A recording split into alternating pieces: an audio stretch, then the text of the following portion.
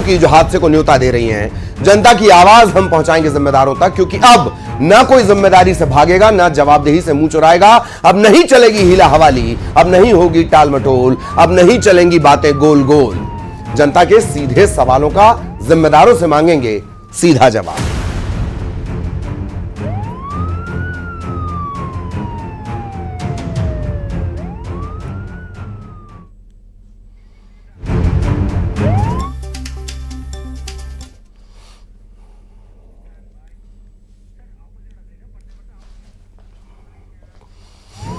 तो मध्य प्रदेश में रीवा और सागर में जिस तरह से हादसे हुए, हादसे के बाद प्रशासन की नींद खुली। रीवा और सागर में जर्जर दीवार गिरने से बड़ा हादसा हुआ। इसके बाद प्रशासन ने जर्जर इमारतों पर कार्रवाई शुरू की, लेकिन सिर्फ 2-4 बिल्डिंग पर कार्रवाई करने से काम नहीं चलेगा। प्रदेश भर में हजारों इमारत हैं जो जर्जर हैं और हादसों को न्योता दे रही हैं, लेकिन ऐसी इमारतों पर कार्रवाई नहीं हो रही और जिम्मेदार सिर्फ खाना पूर्ति कर रहे हैं। तत्काल बिल्डिंग बेहाल, खतरा हर पल। रीवा टू सागर मची चीख पुकार। हम सामने सभी कमिश्नर को निर्देश देंगे, जितने भी जीर्ण मकान हैं उनको तत्काल उनके कार्रवाई करें, वहाँ पर किसी की जान माल का खतरा नहीं हो, इसकी चिंता करें। खतरे में जिंदगानी, ये कैसी मनमानी। फिलहाल एक तस्वीर मैं आपको दिखा देता हूँ। इस वक्त हम एशियस ITS कॉलेज के ठीक सामने मौजूद हैं और ये 2 मल्टी जो आप देख रहे हैं, एक G+7 है और दूसरा G+6 है। इन दोनों बिल्डिंगों को नगर निगम ने अपनी सूची में खतरनाक माना है। 115 जर्जर भवनों की सूची तैयार की नगर निगम ने। हालांकि कलेक्टर ने कहा है कि 96 जो जर्जर भवन है उस पर कार्रवाई की जाएगी।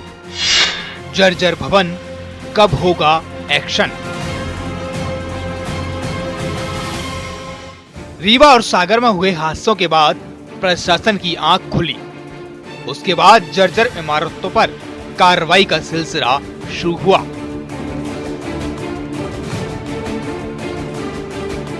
इंदौर से लेकर जबलपुर, शाजापुर समेत अन्य इलाकों में जर्जर भवनों की लिस्ट बनाई गई। उसके बाद एक्शन देखने को मिला, लेकिन जर्जर भवनों की संख्या शहर शहर है। ऐसे में कितनी जर्जर इमारतों पर कार्रवाई हो पाएगी, ये बड़ा सवाल है। जानमाल की सुरक्षा हमारे लिए सबसे इम्पोर्टेंट है। अगर कहीं पर ऐसी समस्या आएगी कि वहाँ पर लोग जानबूझकर खाली नहीं कर रहे हैं, तो पहले हम लोग वहाँ की बिजली और पानी कटवाने का भी काम करेंगे, क्योंकि ऐसे जर्जर भवन जैसी सागर में घटना हुई है उसकी पुनरावृत्ति इंदौर में ना हो, ये हम लोग 100% सुनिश्चित करें। इंदौर नगर निगम ने 31 मई को जर्जर भवनों की एक लिस्ट जारी की थी, जिसके मुताबिक इंदौर में 115 जर्जर बिल्डिंग लिस्ट में शामिल है। 96 भवन पूरी तरह से जर्जर हालत में है। नगर निगम ने जारी किया था नोटिस, मकान खाली करने के लिए दिया था नोटिस, बिजली पानी कनेक्शन काटने की अब प्लानिंग। कुछ ऐसा ही हाल जबलपुर में है। यहाँ भी बड़ी संख्या में जर्जर इमारतें हैं। नगर निगम की ओर से ऐसे मकानों को चिन्हित किया गया है। जर्जर भवन को लेकर 70 से अधिक नोटिस हम लोग आज से 1 माह पूर्व दे चुके हैं लोगों को, और उसमें से हम लोगों ने उन्हें गिराना भी शुरू कर दिया। लगभग 20 के ऊपर ऐसे मकान हैं जिसमें कोई रहता नहीं था, वो मकान तोड़े जा चुके हैं। जिनमें लोग रहते हैं और वो अत्यंत जर्जर हैं, उसमें रहने की स्थिति नहीं है, तो उनसे भी आग्रह करके उनको विस्थापित करके और वो मकान तोड़े जा रहे हैं। बात अगर राजधानी भोपाल की करें तो यहाँ निजी के साथ साथ भोपाल विकास प्राधिकरण की कई इमारतें हैं जो जर्जर हो चुकी हैं। राजधानी भोपाल में कई इलाके ऐसे हैं जहां पर परिवार रह रहे हैं और जिनकी हालत काफी जर्जर है। एक बारिश में भी वो जमींदोज हो सकते हैं, जिससे कोई भी बड़ी घटना घटित हो सकती है। प्रशासन ने यह भी दावा किया था कि अगर मकान ज्यादा बुरी कंडीशन में है और परिवार रह रहे हैं तो उनको नोटिस देकर खाली कराया जाएगा, लेकिन अभी तक ना तो परिवारों के पास नोटिस पहुंचा है और ना ही उन परिवारों ने इन मकानों को खाली किया है। इतनी जर्जर इमारत होने के बावजूद नगर निगम ने ना तो उनको नोटिस दिया है और ना ही उनको तोड़ने की कोई कार्रवाई की जा रही है। पहले फेज में हम ऐसी इमारतों को चिन्हित कर रहे हैं जो अधिक जर्जर है। स्कूल फॉर एग्जांपल स्कूल है और बच्चे रिस्की जोन में बैठे हैं, ऐसे पर पहली प्राथमिकता के आधार पर हम कार्रवाई करेंगे। अगर पब्लिक रह रही है और जर्जर है, घटना दुर्घटना हो सकती है, ऐसे पर प्राथमिकता के आधार पर हम काम करेंगे। निगम प्रशासन ने लगभग 3000 के आसपास नोटिस दिए हैं जर्जर भवनों के संबंध में। सिर्फ बात भोपाल, इंदौर, जबलपुर की नहीं है। प्रदेश के हर शहर और गांव में जर्जर इमारत हैं जो हादसों को न्योता दे रही हैं। हर बार कार्रवाई की बात कही जाती है और ये सिर्फ कागजों में सिमट कर रह जाती है। Bureau report, news 18।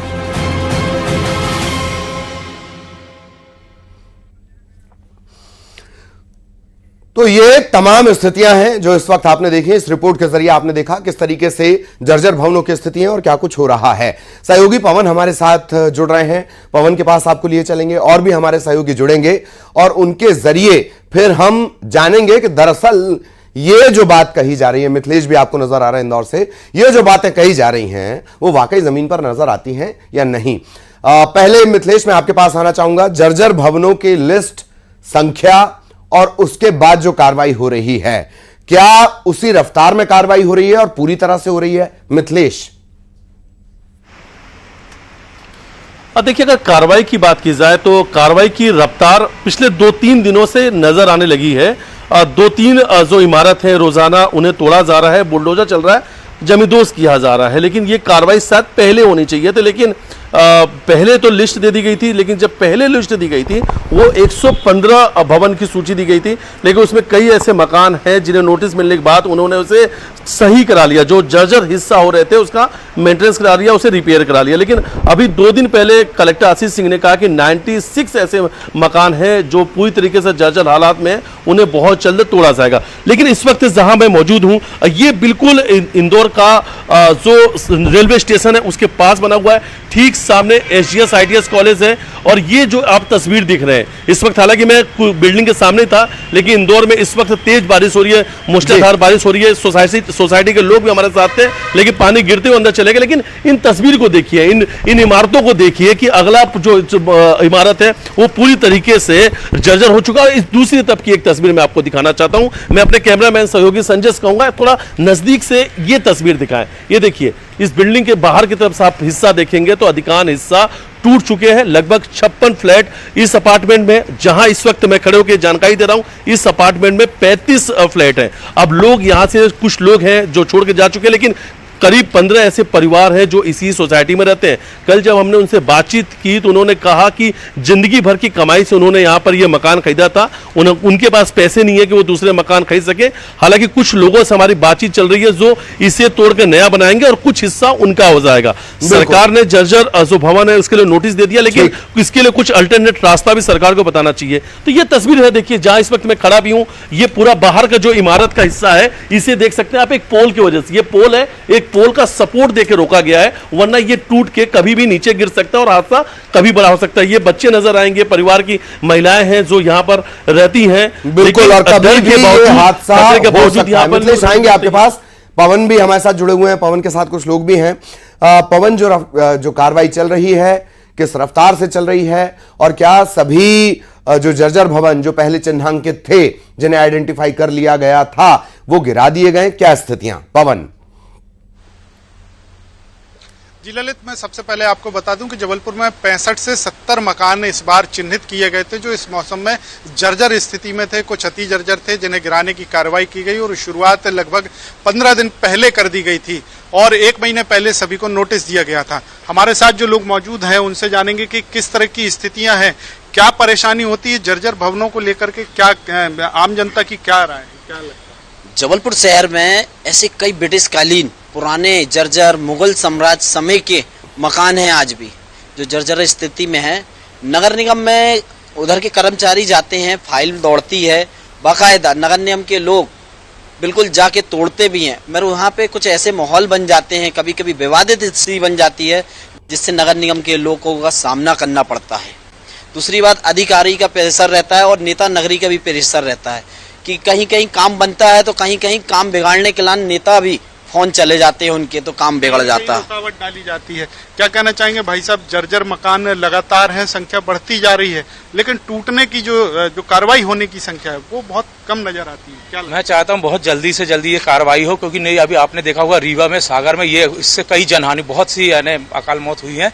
और जिस तरह से अभी इसने नगर निगम ने अभी ये एम्पायर टाकीज है उसको गिराया है, ऐसे ही हमें सदर में भी और भी बहुत से हैंगे जो जर्जर मकान, उनको जरूर गिराया जाए। हमारे साथ में नगर निगम के अतिक्रमण दल के सदस्य भी मौजूद हैं। आप आम जनता भी साथ में है, वो कह रही है कि बहुत जर्जर स्थिति में है मकान, उनको जल्दी से जल्दी गिराना चाहिए। किस तरह से कार्रवाई चल रही है और गति आखिर में धीमी क्यों? गति धीमी नहीं, हमारे पास जिस हिसाब से ऑर्डर आता है उस हिसाब से हम लोग उस पर काम करते हैं, क्योंकि सभी तरह का दबाव रहता है। हमें जनता को भी देखना है कि उनको कोई नुकसान भी ना हो, उस तरफ से हमें काम करना पड़ता है। कहीं कहीं स्थिति ये बन जाती है मकान बहुत ज़्यादा जर्जर है, लोग फिर भी वहाँ पे रह रहे हैं। कुछ चाहते हैं वहाँ पे कि भाई हमारा ना तोड़ा जाए, उनका दूसरे को रहने कोई रास्ते नहीं। लोग यहाँ वहाँ जाते हैं, राजनीतिक दबाव भी रहते हैं, अधिकारियों का प्रेशर भी रहता है कि ऐसे काम करो कि कहीं भी मतलब कोई नुकसान भी ना हो किसी पब्लिक को। फिर पब्लिक के पास कुछ ऑप्शन भी नहीं, विवाद की स्थिति बनती है हर जगह हम लोगों के साथ। अच्छा, नगर निगम की तरफ से कोई वैकल्पिक व्यवस्था की जाती है? जिनका मकान तोड़ रहे हैं उन्हें रहने के लिए कोई टेम्परेरी व्यवस्था या परमानेंट अरेंजमेंट? नहीं, अगर मान लीजिए उनका तो उनको कभी कभी ऐसा हमारे जो प्रधानमंत्री आवास योजना के भवन बनते हैं, अगर उनके पास सब चीज़ों की व्यवस्था है तो कभी कभी उनको वहाँ भी शिफ्ट कर सकते हैं, नहीं तो उनको प्रॉपर अभी टेम्परेरी उनको तुरंत में रैन बसेरा शिफ्ट किया जाता है उनको। तो ये स्थिति है जबलपुर में कि राजनीतिक दबाव कभी आ जाता है, तो कभी जो लोग उस मकान में रह रहे होते हैं, जर्जर मकान में, वो खुद भी मकान छोड़ना नहीं चाहते। यानी रुकावटें सिर्फ एक तरफ से नहीं है, प्रशासन की तरफ से प्रयास किया जाता है। हालांकि इसमें कहीं ना कहीं देखा जाए तो जोरदार प्रयास। मैं पवन आपको इस वक्त रोकना चाह रहा हूं। सिद्धार्थ जैन साहब अपर आयुक्त हैं आप, वो इस वक्त हमारे साथ जुड़े हुए हैं। जैन साहब बहुत बहुत स्वागत न्यूज़ 18 पर। और सबसे पहला सवाल कि जर्जर मकानों को, इमारतों को गिराने की जो एक मुहिम चल रही है, फिल वक्त तक उसमें क्या कुछ अपडेट आप तक पहुंचा है? जैन साहब प्लीज। हम लोग जो भी जर्जर मकान रहते हैं उसकी स्ट्रक्चरल इंजीनियर से एक रिपोर्ट लेते हैं, जिसमें उसकी सेफ्टी का हमारे को जो पैरामीटर्स हैं वो सामने आते हैं। उसके बाद हम लोग उसको एज सुन एज पॉसिबल विधिवत नोटिस देकर उसको तोड़ने की कार्रवाई करते हैं। इस तरह हमने इंदौर नगर निगम में मकान आइडेंटिफाई करे थे जो अराउंड, अगर 2 महीने बैक पुराना, 2 या 3 महीने पुराना फिगर आपको बताऊं तो अराउंड 120 थे, जिसमें से आज की स्थिति में हमारे अराउंड 90 मकान बचे हैं। और जो ये 90 भी है, इसमें बहुत सारे मकानों में रिपेयर हो गया है, और जो रिपेयर योग्य नहीं बचे हैं उनको तोड़ने की कार्रवाई सतत हमारी जारी है। आज भी हमने 3 जर्जर मकान तोड़े हैं हमने, ठीक, बजाज खाना चौक के पास। जैन साहब क्या वैकल्पिक व्यवस्था, क्या ऑप्शनल अरेंजमेंट होता है उनके लिए जिनके मकान को पूरी तरह से डिसमेंटल करने की नौबत आ जाती है? देखिए 2-3 चीजें होती है बेसिकली। अगर आप देखेंगे मोस्ट ऑफ द केसेस में जो नंबर है हमारे सामने, वो इन मकानों में किराएदार रहते हैं, मकान मालिक जनरली कम रहते हैं। ठीक। तो क्योंकि किराएदार रहते हैं तो और उनको पहले से हम लोग पूरा टाइम देते हैं कि आप लोग नई जगह देख लें जहाँ पे आप लोग किराया देके रह सकते हैं, तो हम उनको फर्स्ट ऑप्शन तो देते हैं कि आप लोग अपना विधिवत कहीं और देख लें, वहाँ पे रह लें। और अगर फिर भी उनके पास नहीं होती तो हम मेक श्योर अरेंजमेंट बनाते हैं कुछ अपने रैन बसेरे में या कहीं पर। हम उनको कोशिश करते हैं कि कुछ दिनों तक उनको अरेंजमेंट दे दें, टेम्परेरी अरेंजमेंट, जब तक वो अपना एक परमानेंट सोल्यूशन ना ढूंढ लें। ठीक। जैन साहब एक और बात है, आप तो खैर कई बड़ी जिम्मेदारियां निभा चुके हैं। एक बड़ा सवाल ये कि जब तक ये इनिशिएटिव चलते हैं या कोई बड़ी घटना हो जाती है, सागर, रीवा, ऐसा कोई हादसा होता है, तब तो इस तरह के रिमूवल की कार्रवाई चलती है और इसके बाद ये चली जाती है ठंडे बस्ते में। इससे कैसे निपटा जाएगा? आपकी बात मैं इसमें ये बताना चाहूंगा कि बहुत सारी प्रायोरिटीज होती है गवर्नमेंट की, और ऑब्वियसली जो मैन पावर है और जो टाइम और एनर्जी है लोगों के पास, वो किसी न किसी प्रायोरिटी पे रहती है। जो हो सकता है कोई चीज प्रायोरिटी 1 में आती है, कोई चीज प्रायोरिटी 5 में आती है। समय समय पे अलग अलग चीजों में हमारे को फोकस करना पड़ता है। जैसे बारिश का टाइम है तो हम लोग वेट नहीं कर रहे थे सागर का इंसिडेंट का। आप देखेंगे कि उससे पहले से यहाँ पे शुरू हो गया था इंदौर में। ठीक। काफी सारी चीजें सीजनल प्रायोरिटीज भी होती हैं। जैसे बारिश का टाइम है तो हम उसमें नदी नालों की सफाई ज्यादा करेंगे, जर्जर मकान पे ज्यादा देखेंगे। ठीक। यही चीज अगर जून का महीना होता है या फिर आपका अप्रैल का महीना होता है तो शायद प्रायोरिटी इस चीज पे नहीं किसी और पे होती, प्रायोरिटीज के हिसाब से होता है। बहुत धन्यवाद आपका सिद्धार्थ जैन साहब हमारे साथ जुड़ने के लिए। आप अपर आयुक्त, और 90 के करीब संख्या उन्होंने बताई है, ज्यादातर इनमें से भी रिपेयर हो चुके हैं और बाकी पर ये एक्शन लगातार चल रहा है। मिथिलेश भी हमारे साथ जुड़े हुए हैं, मिथिलेश के पास आपको लिए चलेंगे। मिथिलेश, यही सवाल जैन साहब से हमने कहा कि ऑप्शनल वैकल्पिक व्यवस्था क्या हो। आप भरी बारिश में मकान तो तोड़ देंगे, उन्होंने बताया कि रैन बसेरी की व्यवस्था और ज्यादातर में किराएदार। सवाल यह भी है कि जब पूछा गया कि कंटिन्यू कार्रवाई को लेकर तो उन्होंने कहा कि प्रायोरिटीज होती है सिस्टम की। जी मिथिलेश। जी बिल्कुल उन्होंने प्रायोरिटीज़ की बात की कि सिस्टम जब जो महीना होता है और जिस वक्त लगता है कि जो कार्रवाई करना चाहिए वो कार्रवाई करते हैं। लेकिन फिलहाल जो उन्होंने एक बात कही है, ये बात बिल्कुल सही है कि अधिकांश जर्जर जो मकान होते हैं, जर्जर भवन जो होते हैं, उसमें मकान मालिक ज़्यादातर नहीं रहते हैं। बिल्कुल, अगर एक बड़ी लिस्ट देखेंगे, एक बड़ी सूची देखेंगे तो वहाँ पर किराएदार ही रहते हुए नजर आएंगे, जो छोटे मोटे किराया भी बहुत ज़्यादा नहीं होता है, बड़े आसानी से किराएदार मिल जाते हैं। और ये वो किराएदार होते हैं जिन्हें लगता है कि बस उन्हें रहने के लिए कहीं एक छत मिल जाए, लेकिन उस खतरनाक भवन में वो रहते हैं। फिलहाल लेकिन जहां पे मैं मौजूद हूं, ब्यास जी है, कल इनसे हमारी बातचीत हुई थी तो उन्होंने कहा था कि ये जो जर्जर भवन घोषित किया गया है, इसके लिए ये वैकल्पिक रास्ता ढूंढ रहे हैं। एक इंजीनियर वो तलाश रहे हैं और एक बिल्डर तलाश रहे हैं जिनसे बातचीत करके इस पूरी बिल्डिंग को सोसाइटी के लोग ही तोड़वा देंगे और एक नया स्ट्रक्चर तैयार किया जाएगा। हाँ ठीक है, हमने बोला है कि नई बनाने की तैयारी शुरू कर दी हम लोगों ने। क्या और थोड़ा बहुत जो रिपेयरिंग का है, जब तक ये बारिश हो रही है जब तक तो रिपेयरिंग तो करवा नहीं सकते अभी हम, क्योंकि बारिश में कोई मजदूर नहीं मिलता। कोटेशन हमने ले लिए है, लेकिन हम तो पूरी बिल्डिंग को तोड़ कर नहीं बना रहे हैं पूरी। तो इसमें कुछ आप लोगों को नया मकान मिल जाएगा और जो बनाएंगे वो बिल्डर पे डिपेंड करता है कि बिल्डर क्या देगा हमको, उस पर डिपेंड करता है। बिल्डर को हम ढूंढ रहे हैं, अभी कोई अच्छा बिल्डर मिल जाएगा, ठीक, तुरंत बनाने की तैयारी 2-1 महीने में हम तैयार तैयार कर देंगे। बिल्कुल ठीक। तो देखिए सबकी जी बिल्कुल मिथिलेश, पवन से एक बहुत कम वक्त है। पवन, आपके पास मैं आना चाह रहा हूं। अधिकारी को भी आपने सुना, लोगों से भी आप चर्चा कर रहे थे और रिमूवल गैंग वाले भी आपके साथ हैं। सवाल राजनीतिक दबाव का भी है, यहां ऐसे करो और वहां ऐसे ना करो। बहुत शॉर्ट में आंसर पवन। बिल्कुल, जबलपुर में अगर बात करें तो सबसे ज्यादा अगर कहीं जर्जर मकान है तो वो बड़ा फुहारा उत्तर मध्य विधानसभा और पूर्व विधानसभा जो है वहां पर इनकी संख्या ज्यादा है। रहवासी इलाके हैं, घने रहवासी इलाके हैं, बस्तियां हैं, मार्केट बना हुआ है। और सबसे बड़ी समस्या जो आती है कार्रवाई में कि सकरी गलियां हैं, तो कहीं ना कहीं राजनीतिक दबाव इस बात का भी रहता है कि अधिकारी वहां पर जा नहीं सकते, जेसीबी और बड़ी मशीनें वहां तक जाने में उन्हें दिक्कत होती है।